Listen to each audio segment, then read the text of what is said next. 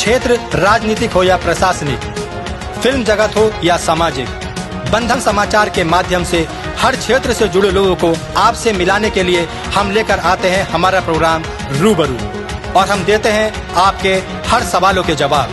तो देखते रहिए रूबरू। नमस्कार दर्शकों, बंधन समाचार में मैं हूं सुमित शर्मा। और बंधन समाचार के रूबरू के आज स्पेशल एपिसोड में हमारे साथ मौजूद हैं भूमि विकास बैंक के डायरेक्टर महेंद्र धनौरिया जी। आइए जानते हैं उनके बारे में। नमस्कार। नमस्कार। सबसे पहले स्वागत है आपका। धन्यवाद। सबसे पहले हम ये जानना चाहेंगे कि आपको कितना समय राजनीति में हो गया और आप किस किस पद पर कार्यरत रहे हैं? वर्ष 1989 से मैं भारतीय जनता पार्टी की कार्यकर्ता के रूप में सेवा कर रहा हूं। अगर आप ये जानना चाहते हैं कि मैं किस किस पद पर रहा हूं, तो मैं सौभाग्यशाली हूं कि भारतीय जनता पार्टी ने इस धामपुर नगर के महामंत्री से मेरी राजनीतिक यात्रा प्रारंभ करी और इस नगर का महामंत्री रहा, धामपुर नगर का अध्यक्ष रहा, धामपुर विधानसभा का प्रभारी रहा, जिला कार्यकारिणी का सदस्य रहा, आजीवन सहयोग निधि का जिले का संयोजक रहा। मैं जिले के अंदर जिले का कोषाध्यक्ष रहा 2004 से। उसके बाद एक समय ऐसा भी आया कि पार्टी ने मुझको लोकसभा का संयोजक बनाया। उस समय अमरोहा लोकसभा होती थी जी। समय चलता गया, सफर भी आगे बढ़ता रहा कि मुझको 2007 में जनपद बिजनौर का भारतीय जनता पार्टी का जिला अध्यक्ष बनने का भी सौभाग्य प्राप्त हुआ है।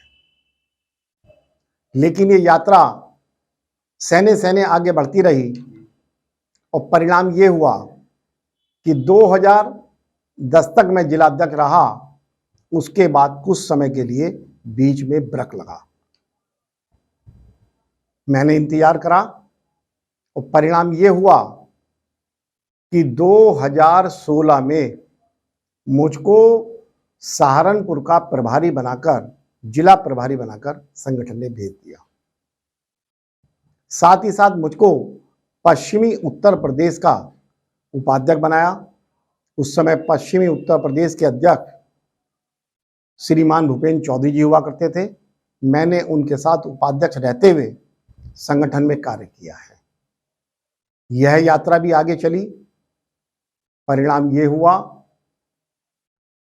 कि फिर मुझको 2018 के अंत में भारतीय जनता पार्टी व्यापार प्रकोष्ठ का पश्चिम क्षेत्र का संयोजक बनाया गया। हमारे राष्ट्रीय संयोजक श्रीमान विनीत शारदा जी होते थे। उनके साथ भी मैंने काम किया। मुझको 2019 में मुरादाबाद लोकसभा का प्रभारी बनाया गया। मैंने लगातार 1 वर्ष तक वहाँ पर काम किया। उसके बाद मुझको रामपुर में भी थोड़े समय के लिए प्रभारी बनाकर भेजा गया। समय आगे बढ़ा कि 2020 आया और 2020 में मुझको, जिसको कभी भूमि विकास बैंक कहते थे, आज वो उत्तर प्रदेश सहकारी ग्राम विकास बैंक लिमिटेड कहलाता है, उसका मुरादाबाद मंडल का निदेशक बनाया। और जो पूरे प्रदेश का बोर्ड होता है, मैं वर्तमान में उसके सदस्य के रूप में किसानों के बीच में काम करने का मुझको अवसर भारतीय जनता पार्टी ने प्रदान किया है जी। लेकिन जब भारतीय जनता पार्टी ने मुझे अवसर प्रदान किया तो उसी दौरान दिसंबर माह में भारतीय जनता पार्टी ने मुझे गाजियाबाद महानगर का जिला प्रभारी बनाकर भी भेज दिया और मैं अगस्त तक वहां का जिला प्रभारी रहा। अब वर्तमान में मेरे पास केवल उत्तर प्रदेश सहकारी ग्राम विकास बैंक लिमिटेड के मुरादाबाद मंडल का निदेशक का दायित्व है। बहुत अच्छी बात है। बहुत लंबा समय आपका क्रिकेट चला है, करते हैं। शुभकामनाएं आपको आगे के लिए भी। जैसे कि आप वैसे समाज से हैं, तो आपका व्यवसाय व्यापार करना है, तो आप अपने राजनीति में आना क्यों पसंद किया? राजनीति के मैनिफेस्टो में कहीं ऐसा लिखा नहीं है कि व्यापारी को आना है या किसान को आना है। समझ रहे हैं मेरी बात को? जब मैं छात्र राजनीति करता था, छात्र जीवन था मेरा, तो मैं आपको एक याद दिलाना चाहता हूं कि हाई स्कूल की मेरे पढ़ाई चल रही थी। श्रीमान Brajmohan Chaturvedi KM inter college के प्रधानाचार्य होते थे। उस समय उन्होंने हमें बुलाकर एक बात कही कि इस विद्यालय का जो मुख्य भवन गेट है वो सुंदर नहीं है, अगर इसको सौंदर्यकरण करा जाए तो कैसा रहेगा। तो उस समय के मैं और मेरे साथ के पढ़ने वाले लड़कों ने उनकी बात को सोचा समझा और उसका परिणाम आज भी जीवित है कि केएम इंटर कॉलेज का जो मुख्य गेट है उस पर लिखा हुआ है कि छात्रों, अभिभावकों और अध्यापकों के सहयोग से बना हुआ ये भवन है, गेट है। वहां से मेरी यात्रा प्रारंभ हुई है, जिसका प्रमाण आज भी आपके पास जीवित है। जी बिल्कुल सही कहा आपने। लेकिन जैसे कि और भी राजनीतिक पार्टियां हैं, तो आपने भाजपा ही सर क्यों चुना? हाँ, देखिए ऐसा है कि मैं स्वयं अपने आप में राष्ट्रवादी विचारधारा का आदमी हूं और राष्ट्रवादी विचारधारा पर अगर काम करने की हम बात करते हैं तो हमारे सामने केवल एक चीज आती है, उसका नाम है राष्ट्रीय स्वयंसेवक संघ। राष्ट्रीय स्वयंसेवक संघ की स्थापना जब विजयदशमी के दिन 1925 में नागपुर के अंदर होती है, तब से लगातार आज तक हमारा राष्ट्रीय स्वयंसेवक संघ राष्ट्रवादी विचारधारा को लेकर ही जनमानस के बीच में, हिंदुत्व के बीच में काम कर रहा है। उस विचारधारा से मैं ओतप्रोत होने के बाद ही भारतीय जनता पार्टी में काम कर रहा हूं। जैसे कि यूपी सरकार द्वारा बहुत सी योजनाएं चल रही हैं, तो आपके अनुसार ऐसी और कौन सी योजनाएं हैं जो सरकार को लागू करनी चाहिए? उत्तर प्रदेश सरकार ने जितनी भी योजनाएं लागू कर रखी हैं, हमें उन सभी योजनाओं का स्वागत करना है। लेकिन मैं जरूर अपनी योगी सरकार के दूसरे कार्यकाल में ये अपने माननीय मुख्यमंत्री से अनुरोध करूंगा कि हमें बालिकाओं की ओर विशेष ध्यान देना चाहिए। विशेष ध्यान से मेरा मतलब है कि जो हम सामूहिक विवाह का कार्यक्रम करते हैं बच्चियों का, इसकी संख्या बढ़ानी चाहिए। शिक्षा के स्तर के अंदर जो बच्चे अच्छी एजुकेशन करना चाहते हैं लेकिन उनके समुचित जगह पर एडमिशन नहीं होते हैं, उनको भी कराने की मेरी सरकार को व्यवस्था करनी चाहिए और ऐसा मैं अपनी सरकार से अनुरोध भी करूंगा। सही कहा आपने। तो जैसे सर आपने भी कहा कि केएम इंटर कॉलेज से आपने शुरुआत करी, तो मैं ये मानूं कि आप व्यापारियों की राजनीति भी करते हैं? राजनीति का कोई क्षेत्र नहीं होता है, राजनीति हर क्षेत्र में करी जा सकती है। अगर व्यापारी की आपने बात करी तो व्यापारी के सामने भी बहुत सारी समस्याएं होती हैं। उन समस्याओं का निदान कराना हम जैसे राष्ट्रवादी विचारधारा के लोगों का कर्तव्य बनता है। व्यापारी की कोई जात, धर्म और मजहब नहीं होता है। अब बात करें अगर यानी जैसे आप भूमि विकास बैंक के डायरेक्टर हैं, तो जैसे कि आपको उत्तर प्रदेश सरकार द्वारा भूमि विकास बैंक का डायरेक्टर बनाया गया है, तो जब से आप आए हैं उससे पहले की और वर्तमान की स्थिति में क्या अंतर आपको देखने को मिला? जब हमको इस क्षेत्र के अंदर भेजा गया तो हमको ये लगा कि जहां सब कुछ लुट गया है वहां हम क्या करेंगे। हमारा बैंक कर्ज में डूबा हुआ था, किसानों से पैसे की वापसी नहीं हो रही थी, नया ऋण वितरण करने का काम विगत 8 वर्षों से बंद था। बैंक की आर्थिक स्थिति जर्जर थी। बोर्ड की पहली बैठक हुई। परिचय चर्चा परिचर्चा के बाद हमारे माननीय सभापति श्री संतराज यादव जी हैं, हमारे जो महाप्रबंध निर्देशक हैं श्री अरविंद कुमार जी हैं जो पीसीएस हैं,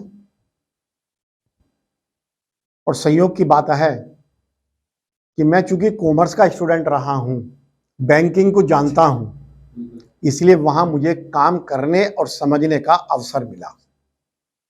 आज हम ये कह सकते हैं कि हमारा डूबा हुआ बैंक बाहर आ गया है, ऋण की वापसी होनी शुरू हो गई है।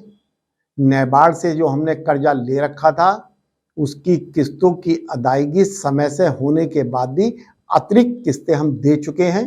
जुलाई के माह में पुनः हम एक और किस्त बाकी है उसकी पूरी व्यवस्था बैंक कर चुका है, वह भी अदायगी करने जा रहे हैं। अगर हम ऋण वितरण करने की बात करें तो श्रीमान जी अगस्त 2021 से ऋण वितरण करने का काम भी बैंक ने पुनः प्रारंभ कर दिया है। अगर मैं मुरादाबाद कमिश्नरी की आपसे बात करूं तो तब से लेकर आज तक लगभग 20 करोड़ से ऊपर का ऋण वितरण हमारी मुरादाबाद कमिश्नरी में भी हो गया होगा। तो बात करें सर आप जैसे बैंक और किसानों को लेकर आपकी आगामी योजनाएं क्या है? मेरी योजना है कि इस बैंक के अंदर किसानों के सामने बहुत बड़ी समस्या थी कि जब वो पैसा जमा करने के लिए आता था तो 10,000 रुपया जमा करता था, ऊपर की रसीद उसको 10,000 की मिलती थी, नीचे की रसीद का भगवान मालिक था कि नीचे भरा क्या जाएगा। किसान कर्जे में डूब जाता था, कभी वो अदायगी नहीं कर पाता था। जब से हम लोग आए हैं किसान का 100% पैसा उसके खाते में जमा हो रहा है। किसी भी प्रकार का भ्रष्टाचार आज मुरादाबाद कमिश्नरी के अंदर बैंक की किसी भी शाखा में नहीं है। मुरादाबाद कमिश्नरी के अंदर बैंक की 26 शाखाएं कार्य कर रही है। तो आपके अनुसार सर बात करूंगा मैं धामपुर विधानसभा में विधायक निधि की और नगर पालिका चेयरमैन द्वारा ऐसे कौन से कार्य हैं जो जनहित में और किए जाने चाहिए? ये आपका विषय मेरे से पूछने वाला नहीं है। अगर विधायक निधि की बात करेंगे तो उसके मालिक माननीय विधायक अशोक राणा जी हैं।